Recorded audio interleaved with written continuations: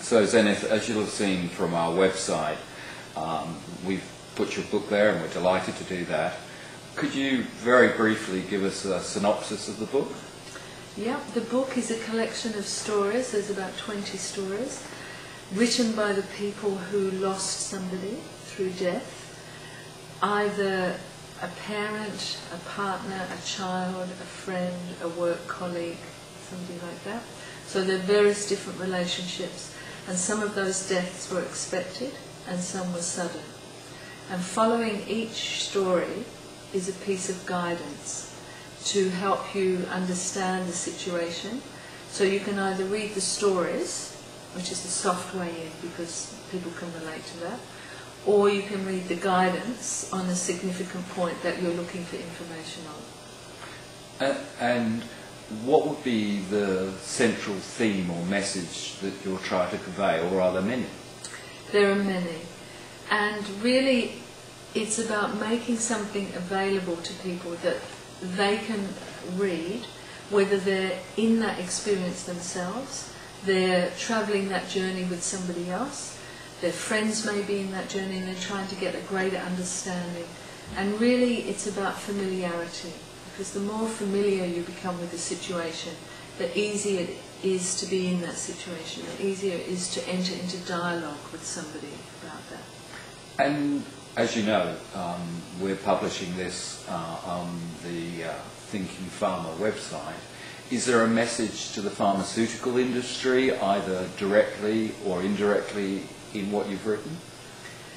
No, not directly to them, but I think something they will have to think about soon is probably everybody will be thinking about it soon, is that the baby boomers are coming of age and they're coming to death.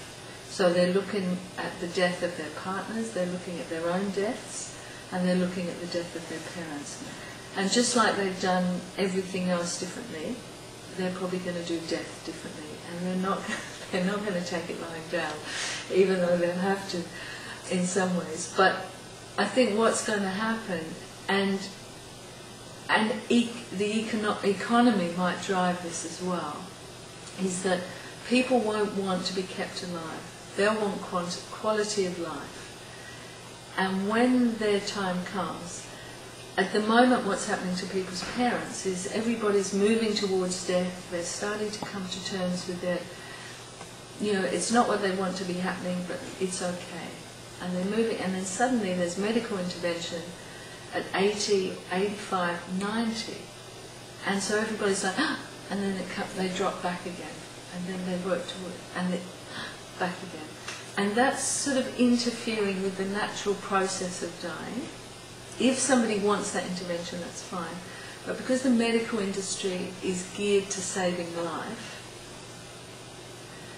and somehow or other people see dying as some sort of failure, instead of allowing it to be a full journey of its own and an experience worth exploring, as the person yourself and the family of that person, to interfere with that like that, you know, changes everything, and it denies people that opportunity to feel that fully.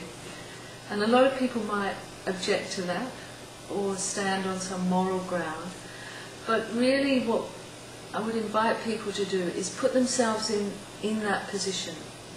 And imagine that somebody is old, they're tired, they've lived a long time, they may be ready to go, and suddenly they're back in it again.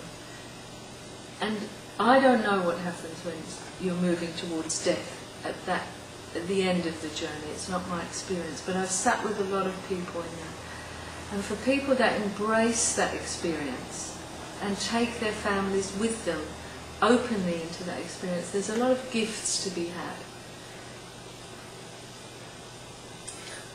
So where physicians are the ones dispensing life-prolonging drugs, and the pharma companies obviously are empowering them to do that by supplying those drugs, what responsibility would you see that the pharma companies might consider taking on in terms of advising or is their current position of, look, all we do is provide the means to the end, we wash our hands, an acceptable position in your opinion? I'm not sure. But I think that people need to be acting from a place of compassion and kindness, and considering the big picture, not just the small picture that they've got in front of them. For that family, for the person themselves, their wishes. I think more and more people will fill in enduring guardianships, which will indicate that they do not want to be kept alive at any cost. And the people who are appointed as an enduring guardian will be making clearer decisions. But really it's probably a cultural shift into an acceptance that death is a natural part of our life cycle, not something that you can avoid, you can delay. At what cost is up to you, whether that's emotional or financial. But for me, it's most of my work is about accepting death as a natural part of life, encouraging people to prepare, have dialogue with their friends and families, and to look at that inevitability and not to be afraid, and to have a greater quality of life without the fear of death. And at the moment, the legal industry, the funeral industry, the medical industry, and religion all play a great part in that journey. Because if a society is not afraid of death, they're much more difficult to control.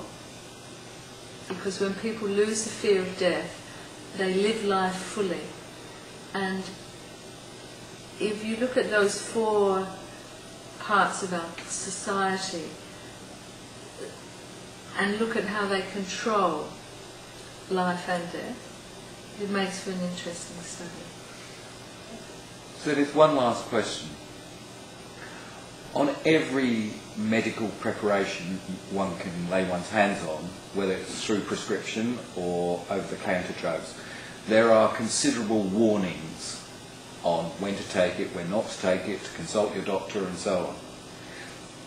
When the pharma industry is purveying life-prolonging drugs, should there be suitable warnings that cover some of the territory that you've outlined? I don't know if it's about putting a warning on a drug. I think it's more about coming with compassion and coming with a greater understanding.